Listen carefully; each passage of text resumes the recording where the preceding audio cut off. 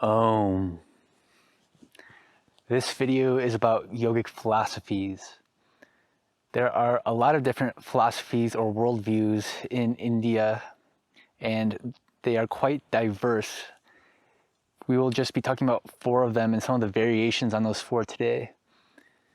The word philosophy in Sanskrit is darshana, which comes from a root which means to see, so it can literally refer to physical sight as well as to spiritual visions.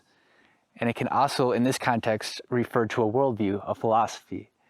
There is no one right way to think about the world or to practice spiritually, but there are more or less skillful ways to think about the world and to practice that can be more effective for a particular person in a particular situation.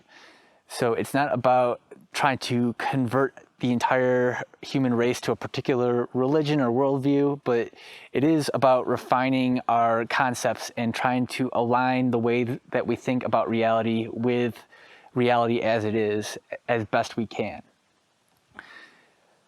The highest states of yogic realization are completely non-conceptual, nirvikalpa, without mental constructs.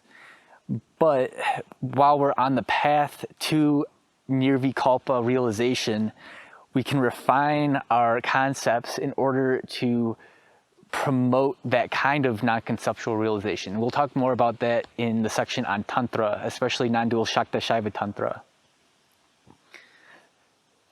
To describe or explain how many different views can have a part of the truth without representing the whole truth, we can talk about the parable of the blind men, which is a very famous story that gets told in India in a lot of different forms and around the world as well. In the parable of the blind men, there's a group of blind men who are holding on to different parts of an elephant and trying to decide what an elephant is.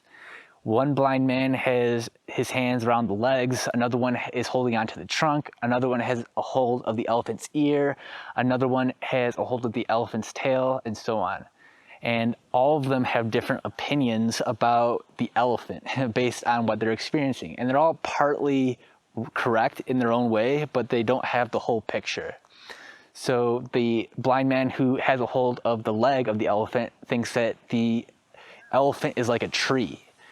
And the blind man who has a hold of the trunk thinks that the elephant is like a python. And the blind man who has a hold of the ear thinks that the elephant is like a winnowing basket. And the one who has a hold of the tail thinks that the elephant is like a rope. So they have accurate descriptions of part of the elephant, but again, none of them have the whole picture. And there are different variations on the story, but in some versions there is a person who comes up who is gifted with sight, who is able to tell them what the whole elephant is. And in other versions, they just bicker and argue and never solve anything. So we can understand this parable to apply to different religions and yogic philosophies where there are all these different teachers and prophets and spiritual beings who have some kind of insight into the nature of reality, but oftentimes they do not have a complete realization of reality, and therefore they are unable to fully articulate the depth and profundity of reality. And even if they have had a pretty complete realization, maybe they are in a society or within a particular religious sect where the ideas and linguistic framework that they are using to describe reality are limited and biased in a particular way, so that when they try to explain their experiences to other people, they are unable to give a complete picture to somebody who has not had the same kind of direct experiential realization that they have. The 4 basic philosophies that we're going to be discussing today are dualism, qualified non-dualism, non-dualism, and supreme non-dualism, which I also call dialectical monism.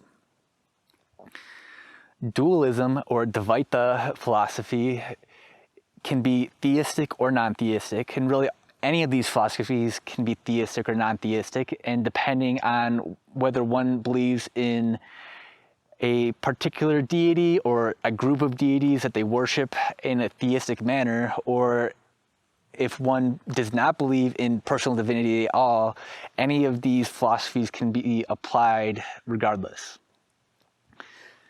One of the most influential dualistic philosophies in India is called Sankhya, which we discussed a little bit in the section on Ayurveda, and we'll discuss more in the section on Ashtanga Yoga.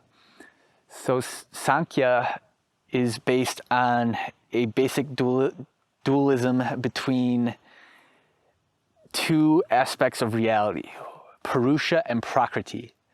Purusha is witnessing consciousness, and Prakriti is dynamic nature. So one is completely static and the other one is dynamic.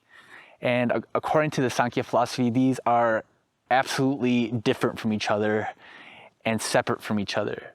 However, there are these individual souls, Purushas, which each person, each being has. So each person has this separate individual witnessing consciousness within themselves, according to the Sankhya philosophy. And that soul gets enmeshed in Prakriti, in material nature, and falsely identifies material nature as its innate essence and gets caught up in the world, basically. So in Sankhya, there is a lot of emphasis on viveka, which means discernment. So it is a philosophy that emphasizes discerning the witnessing consciousness, the Purusha, from Prakriti. So it's this internal separation of awareness from the body and mind, basically, and from external reality, in order to cut off attachment to the body and the mind, which are mortal and going to die, and from external reality, which according to the Sankhya philosophy causes Purusha to forget its essence and to falsely identify things in the world as sources of enduring fulfillment, when in reality the only source of enduring fulfillment is consciousness itself. Ashtanga Yoga, which we'll be talking about in another section, is a system that is closely related to Sankhya and basically uses the Sankhya philosophy as its major framework. However, the Sankhya philosophy is largely theoretical or intellectual, whereas Ashtanga Yoga is largely practical. Ashtanga Yoga was systematized by a sage and philosopher named Patanjali, who again used a lot of the same principles and ideas that are found in Sankhya, but then applied them within a particular practical framework that enables people to discern witnessing consciousness from material reality. And both of these systems have a lot of emphasis on discernment, again. But with Patanjali, there is more of a theistic side of it, because in Sankhya, there is no mention of any deity or, anthropomorphic being or personal divinity at all, pretty much. There's just a description of Purusha, the individual soul, and its enmeshment in material nature, in Prakriti, without any reference to any kind of grace or external force as being necessary for liberation. For Patanjali, however, there is this added idea called Ishwara, which means the Lord, basically, or something like that. And Patanjali was not a sectarian, so he was trying to open up this system of practice to people from a wide range of different religious backgrounds. So Ishwara is basically a non-sectarian term for God that could be applied by Shaivas or by Vaishnavas, which are different forms of Hindu, or by people from a lot of different religious backgrounds, including Christians or Muslims or Jews or what have you.